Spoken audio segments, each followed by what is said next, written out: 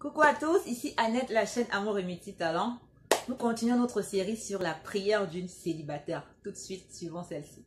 Ouais, je vais avoir tous les dossiers de l'investisseur sur mon bureau, ok? Voilà, à tout de suite. Voilà, Seigneur, j'aurais pas assez de temps aujourd'hui pour la prière, mais je viens encore te demander un mari. Vois-tu, Seigneur, je te rends déjà grâce pour tout ce que tu as fait de ma vie. Tu m'as donné une carrière vraiment excellente. Tu m'as donné des biens, des richesses, et en cela, je te remercie. Mais je reviens encore te demander un mari parce que je sais pas ce que tu attends. Vois-tu, je vais dans des séminaires, des femmes de mon âge, des femmes de mon rang. Elles sont toutes mariées. Elles se présentent, elles sont madame telle et telle. Et moi, je suis là, mademoiselle. Non, mais à un moment, il faut que ça s'arrête, Seigneur. Il faut que ça s'arrête. Je donne d'énormes dîmes, des offrandes, j'en donne. Je suis allée vers tes serviteurs à plusieurs reprises. J'ai sémé dans leur vie. Ils m'ont posé des mains. Je suis tombée. Oh, mais aucun mari, aucun mari. À un moment donné, Seigneur, s'il te plaît, revois mon cas. S'il te plaît, donne-moi un mari, quel qu'il soit. Je m'en fous. Je veux juste un mari. Je veux changer de nom. Voilà. Merci. Au nom de Jésus. Amen. Amen. Alors, nous avons affaire à une femme d'affaires chrétienne qui n'a pas assez de temps à consacrer à Dieu pour la prière et qui lui demande un mari juste pour changer de nom. Amen. Alors, une femme d'affaires chrétienne, c'est avant tout une chrétienne qui fait des affaires pour la gloire de Dieu.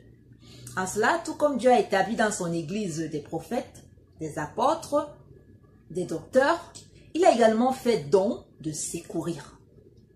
Et en cela, ma sœur, si Dieu t'a béni financièrement, certainement, il aimerait qu'au travers de cette bénédiction, tu puisses secourir l'église, tu puisses secourir la veuve et l'orphelin, et tu puisses apporter ton aide financière pour bâtir la maison de l'Éternel, ton église locale, ou bien tout simplement dans le monde entier.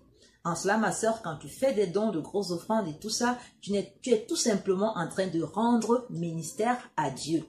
Deuxièmement, l'obéissance à la parole de Dieu vaut mieux que les sacrifices. C'est très bien de donner, mais c'est encore mieux d'obéir à Dieu. Il est vrai que la loi du donner et du recevoir, de la semence et de la moisson, elle est immuable. Elle ne change pas. Mais il faut être dirigé par le Saint-Esprit. Il faut être dans l'obéissance à la voix du Saint-Esprit pour pouvoir donner une offrande fructueuse. C'est le Saint-Esprit qui va te conduire à s'aimer dans la bonne terre, à s'aimer dans la bonne saison et à bien doser la semence pour produire du fruit. Parce que voyez-vous, il y a des semences qu'on fait dans de mauvaises terres. Et ce genre de semences ne peut apporter que la frustration. À la limite, on se sent escroqué. Alors ma sœur, arrête d'aller d'église en église, de pasteur à pasteur, faire des offrandes pour avoir un mari. C'est un peu comme si tu cherchais à acheter un mari. Dieu ne vend pas ses bénédictions. Dieu ne vend pas les maris. Alléluia. La parole de Dieu nous dit qu'il nous a déjà bénis de toutes sortes de bénédictions spirituelles dans les lieux célestes en Christ.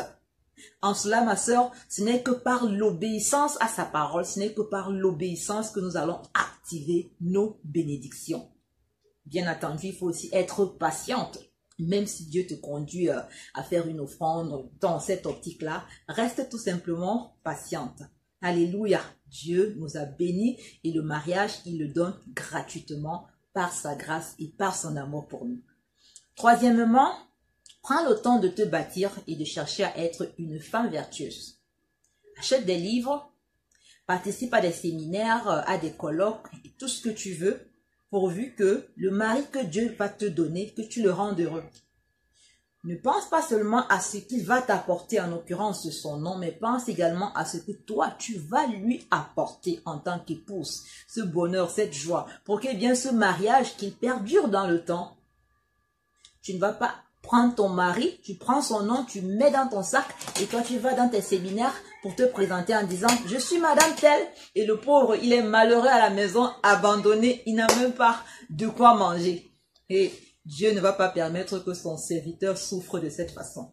Alors ma sœur, prépare-toi déjà au mariage. Sème aussi ton argent à ce que tu bâtisses ta personnalité, que tu bâtisses la femme que tu seras dans ton foyer. Et la dernière chose, bâti une relation profonde avec Dieu. Comment peux-tu demander un service à un papa que tu n'honores pas? Il veut te parler, tu n'es jamais là. Il t'appelle, tu es toujours occupé entre deux réunions, entre deux avions. Et tu as le toupet de lui envoyer de l'argent. Non mais qui t'a donné cet argent? Ton père qui est le détenteur de l'or et de l'argent. Tu crois pouvoir le séduire ou l'amadouer avec des miettes? Il n'a pas besoin des miettes. Il a besoin de ta vie d'adoration. Il a besoin de ta vie de louange. Il a besoin que tu reflètes sa gloire autour de toi, que tu le sèves avec amour et zèle. Voilà ce dont il a besoin et non de ton argent. Mais attends, qui se prend-elle cette fille-là? Elle n'a pas mon temps, elle est toujours occupée et elle ose me demander un mari. Alors c'est ça, on verra. J'ai déjà fixé sa date de mariage pour le 31 février. Amen. Voilà. Je ne crois pas que Dieu soit aussi rude, mais c'est une façon de dire, ma sœur, que tu as besoin de te rapprocher plus que toute autre personne de ton Dieu, de ton Seigneur, de ton Sauveur. En cela, ma sœur, nous avons fait le tour.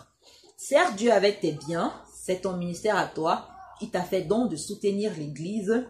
Donne avec obéissance, dirigé par le Saint-Esprit, et rapproche-toi de Dieu tout en te bâtissant pour être une meilleure femme pour ton époux. Bye bye. Alléluia.